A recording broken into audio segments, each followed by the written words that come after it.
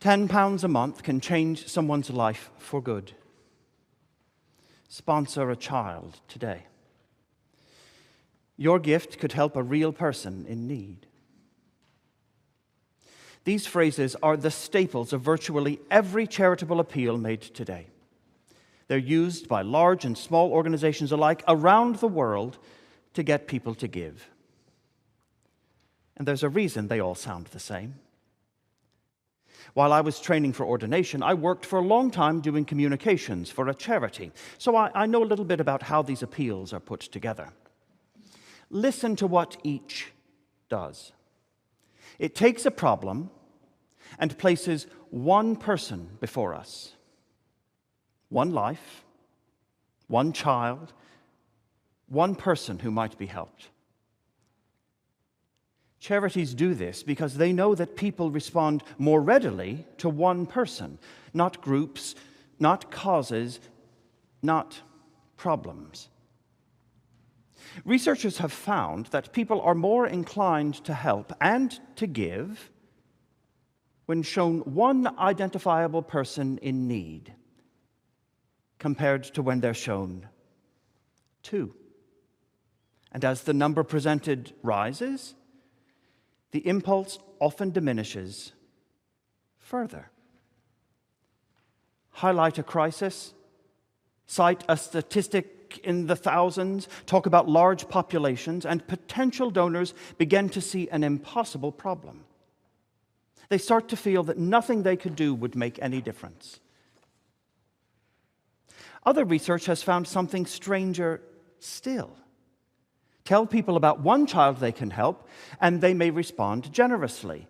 Tell them at the same time about another child they cannot help, and they become less likely to help the first.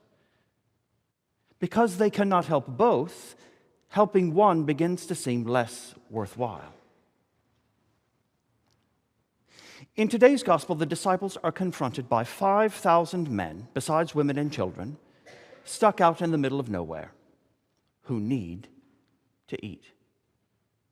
And all they have to work with is 5 loaves and 2 fish. It was overwhelming. I mean, 1 or 2, perhaps a handful of people might have seemed manageable without amount of food. Beyond that, though, it became a matter of practicality. There was no way their limited resources could meet the need before them. It was too great. What they had wouldn't even touch the sides. So they said, "Send the crowds away. Perhaps others will be able to provide for them. They'll stand a better chance fending for themselves. There's nothing we can do." And it's not hard to hear the same reasoning now.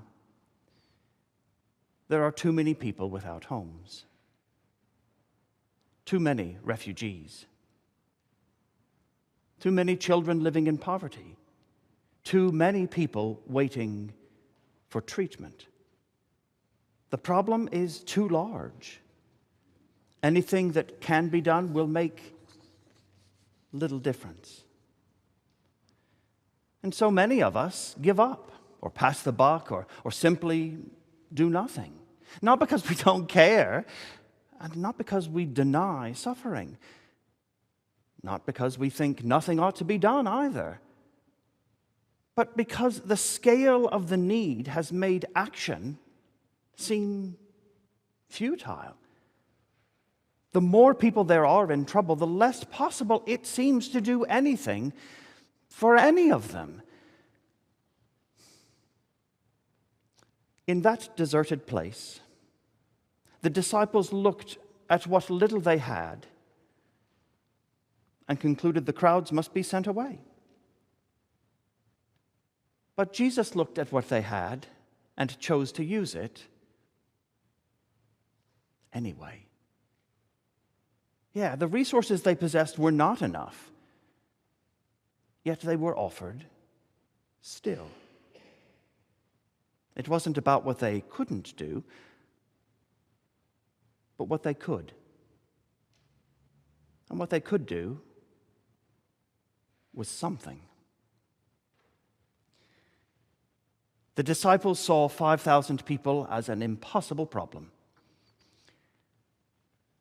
Jesus saw 5,000 people who were hungry. That was the difference. And that is the difference all who call themselves Christian must strive to live out. To look at homelessness, poverty, displacement, and illness, and still see people. To resist the conclusion that because the problem seems hopeless, no response can make a difference. To see how great the need is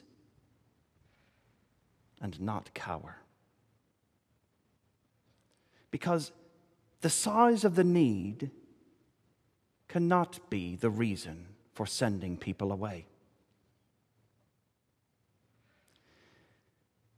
5,000 people were hungry.